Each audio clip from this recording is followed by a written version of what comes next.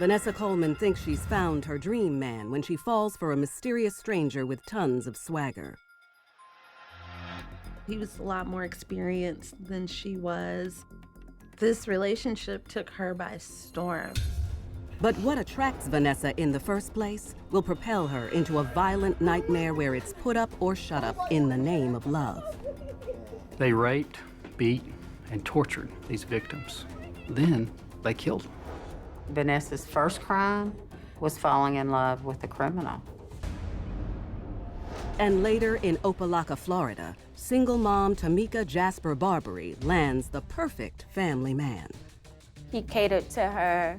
He played the role of being the father figure for her son.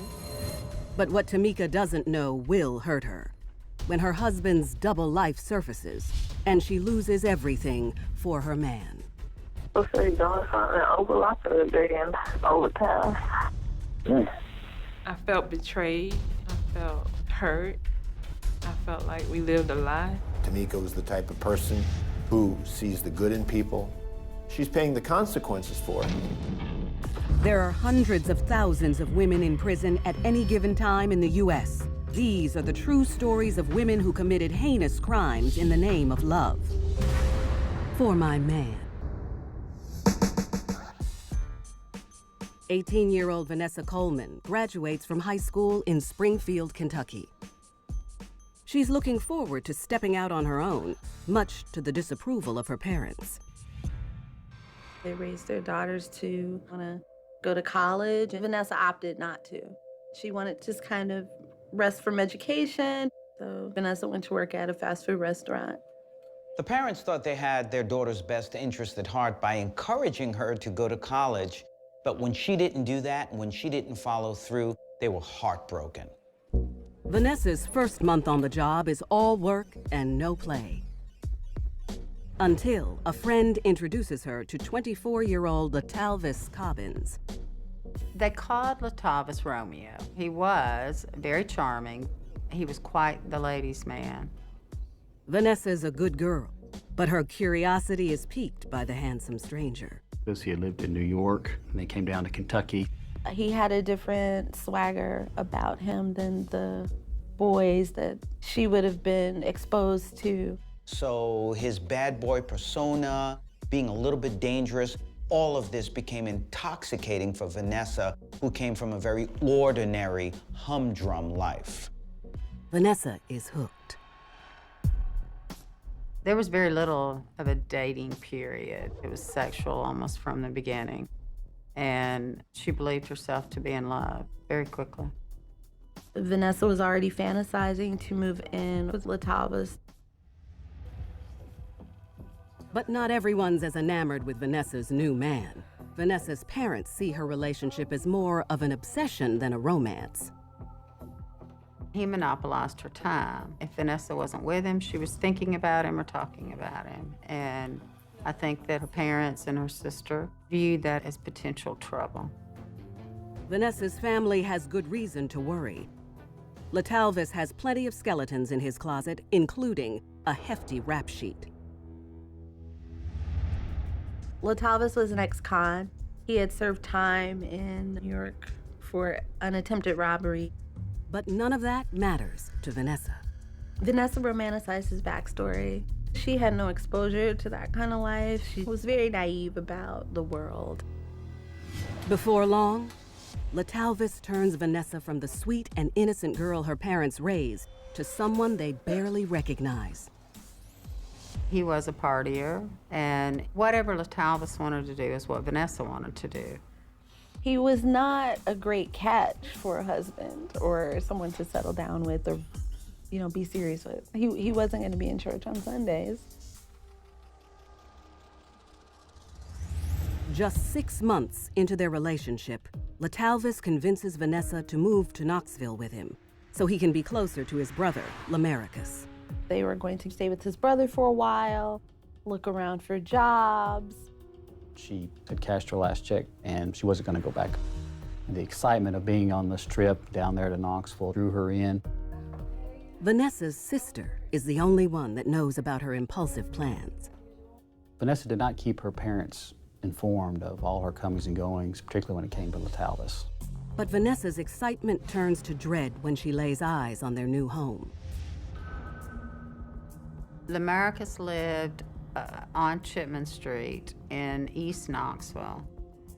It is very near high-crime areas. The street itself was mostly shotgun-style houses, and it's a poor neighborhood. A reputation for violence, drug activity. There was drug use going on continually at that house on Chipman Street.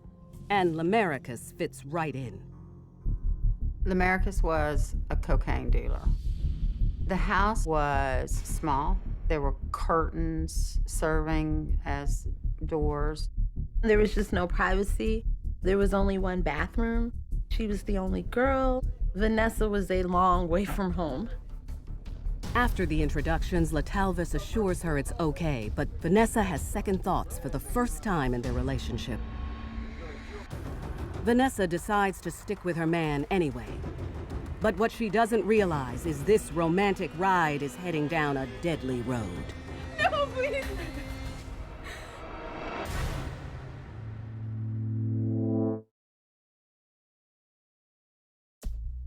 18-year-old Vanessa Coleman has moved to Knoxville, Tennessee with her first real boyfriend, 24-year-old LaTalvis Cobbins. Vanessa met LaTalvis when she was 18, on the cusp of adulthood. He was exciting. He was dangerous. Women should be aware of men who say the right things all the time and certainly with too much ease, because those are the ones that will hurt you in the end. Vanessa's first crime was falling in love with a criminal. On the eve of the new year, they're planning their future at the home of LaTalvis's brother Lamarcus, who's planned a party with friends, and Vanessa is thrilled to celebrate as a new member of the crew. There were drugs involved. They were intoxicated. They were gonna stupor. It was a little wild. She just rolled with it. Vanessa kind of let LaTalvis run the show. After the new year rings in, they spend the next 5 days lounging around the house. Vanessa and LaTalvis and LaTalvis's friend, George, were staying at the house. They did not have jobs or a means of transportation. Reality sets in when Lamarcus is ready to get back to business. Marcus was getting agitated about having this group in that very small house without providing much in the way of income or helping out with anything. He was getting increasingly angry. He was broke, and he didn't have wheels, and he couldn't get to his cocaine in order to make money. At one point, he talked about robbing banks. The situation at the home gets more intense by the minute, but Vanessa stays glued to her man. She did choose to stay. Vanessa may have hoped that LaTalvis would provide some protection for her if things got out of hand. Vanessa wasn't about to argue with LaTalvis. He was firmly in command. She was out of her element, and she was in a place where perhaps she wasn't feeling the most secure. But her fears are justified 6 nights later. Marcus and LaTalvis and George were using wet blunts, which is this marijuana joint that's embalming fluid.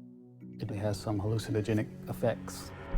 Lamarcus tells his brother it's time for him to start pulling his weight around the house. He tells LaTalvis they're going to take a ride and leave Vanessa behind. We gotta go. George had reservations about it. He stayed back at the house. Vanessa was just hanging out there at the house. 2 hours later, the brothers come back, clearly anxious about something. Vanessa has no idea what's happening. There were some discussions about what to do, how to handle the situation, what to do next. They were arguing loudly. Vanessa knew something was very wrong. Nothing can prepare her for what happens next. Vanessa saw them lead a young woman whose head was covered and her hands were tied into the house. No one explained what she was doing there and why. George and the 2 brothers make a beeline into a curtained-off bedroom with the woman in their grips.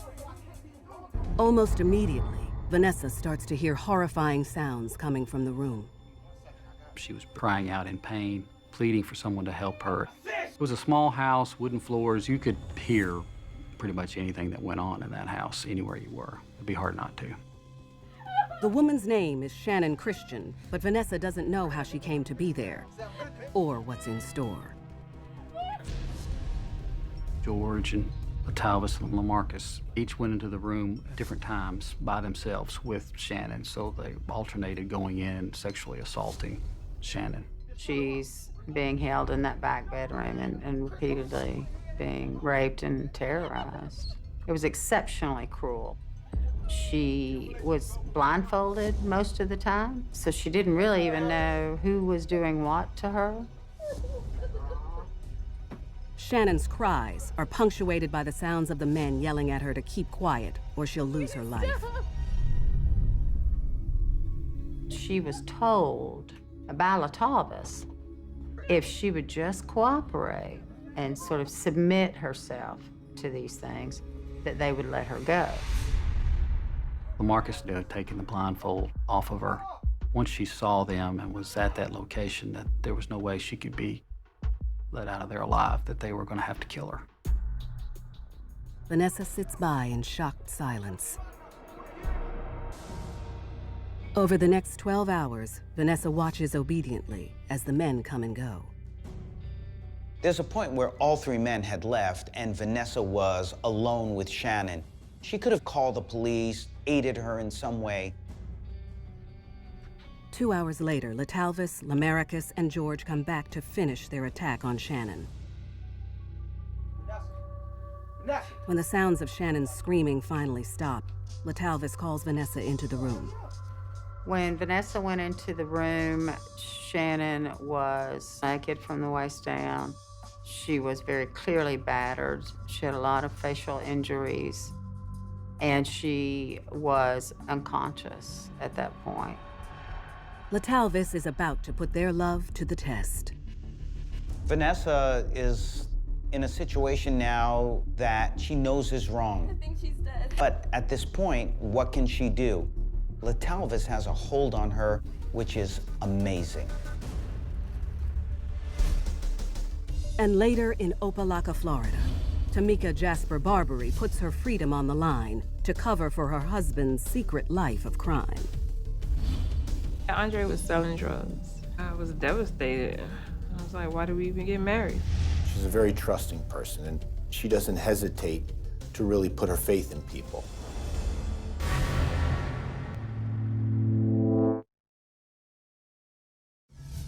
"18-year-old Vanessa Coleman cowers inside a hell house in Knoxville, where a brutal gang rape is finally ending.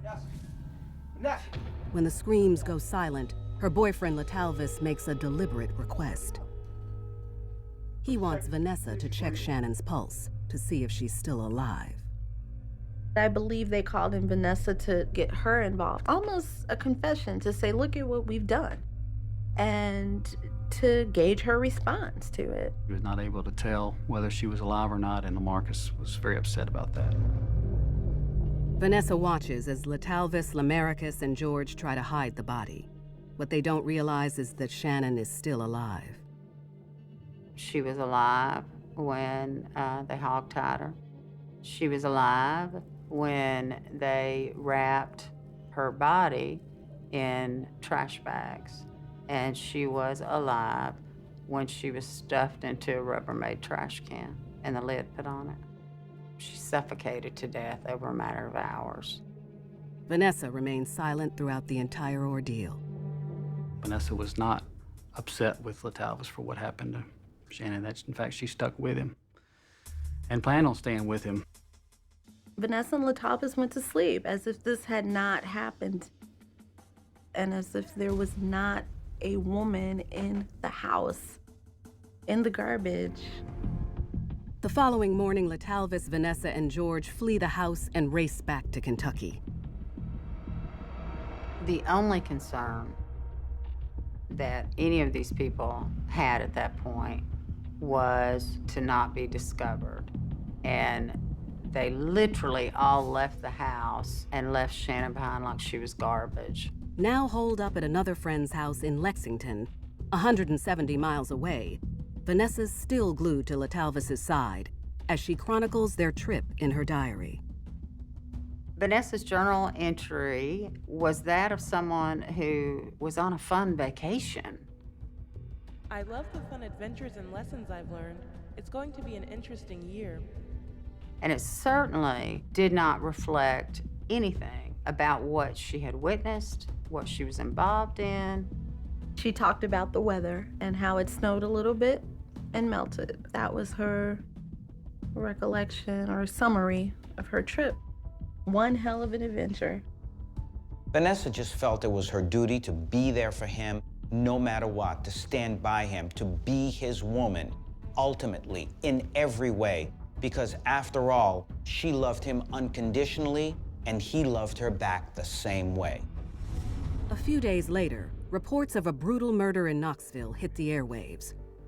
And Vanessa's shocked when she learns there are 2 victims, Channon Christian and her boyfriend, Christopher Newsom. Vanessa became aware that there was a male body that was found on the train tracks. It was found mutilated, shot, burned, raped, tortured. His girlfriend was missing as well, and there was a frenzied search for her. At that point, the police didn't know where Channon was, or what had happened to her. But Vanessa does, as she starts to make sense of what went down in the house on Chipman Street. Well, Vanessa put 2 and 2 together and realized that the body that was found on the train tracks was linked to the woman who was in the house on Chipman Street. She's unaware of the grisly details of what happened on that fateful night. What Vanessa didn't know is that Channon and Chris had been kidnapped, carjacked, and taken away by LaMarcus and LaTalvis. With Christopher hogtied and locked in the trunk, the brothers returned to Chipman Street. Marcus took and led Channon into the house, and at that point, that's when Vanessa and George would have seen her. After they raped Channon the first time, LaMarcus and George took off and drove their other captive, Chris, to the nearby railroad tracks, where they sodomized and killed him. All of that happened within an hour and a half of the carjacking. After Chris was murdered, the men returned home and terrorized Channon for 12 hours.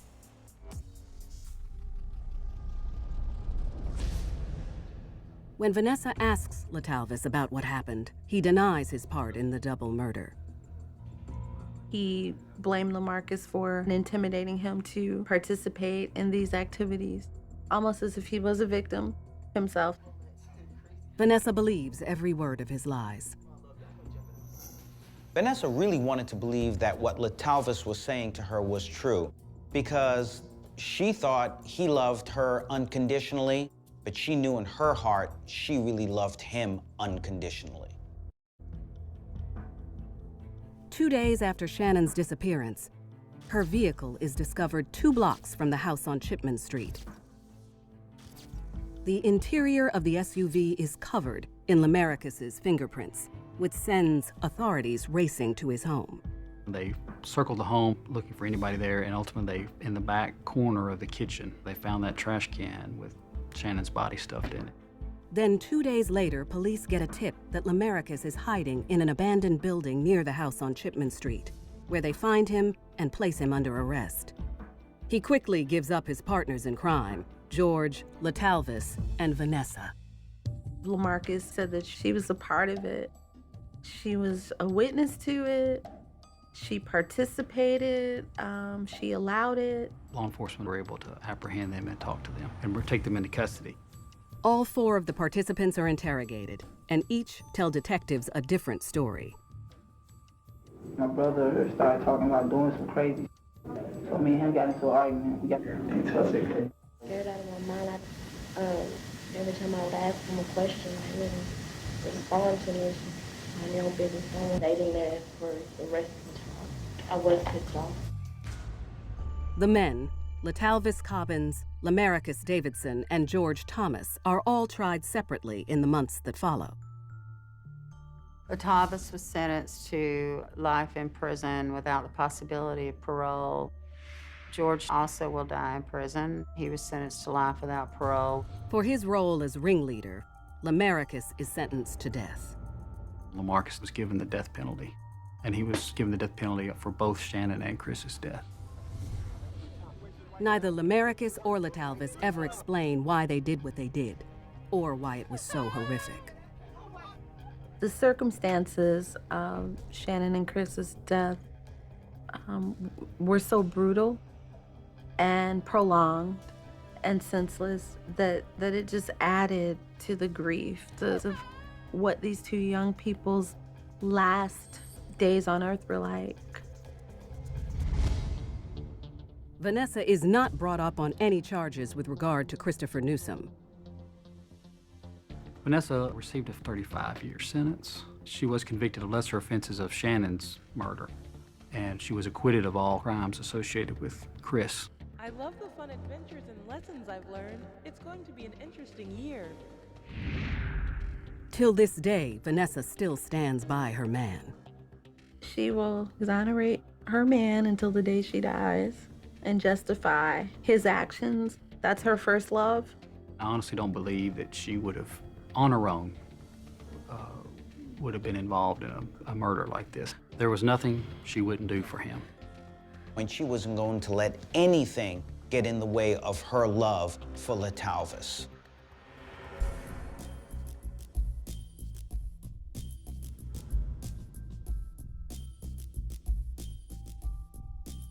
Vanessa Coleman's involvement with a bad boy could have no good ending. In Florida, Tamika Jasper Barbary's vow to stand by her man will also ruin her life.